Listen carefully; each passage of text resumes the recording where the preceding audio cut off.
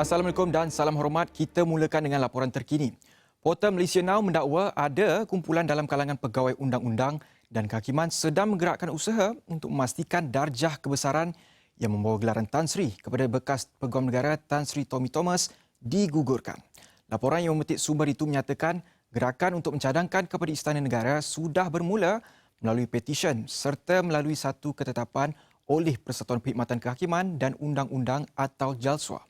Sumber itu turut memaklumkan langkah ini dibuat bagi mempertahankan integriti pegawai undang-undang selepas apa yang mereka sifatkan sebagai penghinaan kepada mereka. Ia juga sebagai mesej jelas kepada mana-mana individu yang memegang jawatan di jabatan awam. Langkah ini menyusul penerbitan buku bertajuk My Story Justice in the Wilderness. Tommy dilantik menjawat jawatan Peguam Negara oleh Perdana Menteri ke-7 Tun Dr. Mahathir Mohamad. Beliau dianugerahkan darjah paling setia mahkota yang membawa gelaran Tan Sri pada September 2019.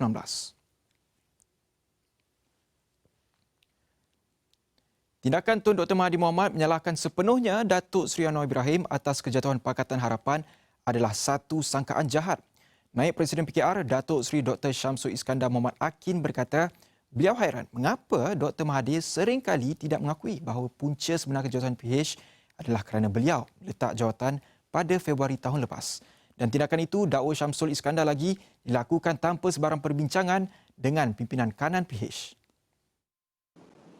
Yang menjadi parah lagi apabila keputusan beliau untuk meletakkan jawatan itu, pada pandangan saya tidak ada perbincangan di kalangan pimpinan-pimpinan tertinggi di dalam Pakatan Harapan. Ini tentunya melanggar prinsip musyawarah yang sepatutnya dihayati, dan saya yakin Mahathir sebagai orang yang lama di dalam politik tentunya memahami prinsip ini. Justru kalaulah Dr. Mahathir pada ketika itu berpegang kepada janjinya, saya yakin isu siapa yang menjadi Perdana Menteri ini tidak akan timbul sama sekali. Mana secara alami, setelah beliau letak jawatan, maka Agung kembali kepada proses dalam pelbagai persekutuan, meminta mana-mana ahli parlimen yang mendapatkan sokongan majoriti. Kalau semuanya memberikan sokongan, termasuk daripada komponen Pakatan Harapan, beberapa orang pimpinan ahli parlimen bersatu misalnya, dan rakan-rakan yang lain daripada Sabah dan juga Sarawak, saya yakin tidak timbul isu bahawa Pakatan Harapan itu jatuh. Untuk Dr. Mahathir meletakkan kesalahan ini hanya kepada Datuk Seri Anwar, pada saya itu merupakan satu sangkaan yang jahat. Beliau berkata demikian ketika mengulas mengenai dakwaan Dr. Mahathir pada Jumaat, mengatakan punca sebenar kejatuhan PH ialah kerana Anwar sendiri. Dalam catatan terbaru di blognya, ahli Parlimen Langkawi itu mendakwa Anwar mengaku di hadapan Yang di-Pertuan Agong bahawa ahli Parlimen Port Dickson itu ada sokongan yang mencukupi, termasuk dari Sabah dan Sarawak. Dr. Mahathir berkata itu bertentangan dengan apa yang dipersetujui pada hari sebelumnya, iaitu mereka semua sepakat menamakan Dr. Mahathir sebagai calon Perdana Menteri.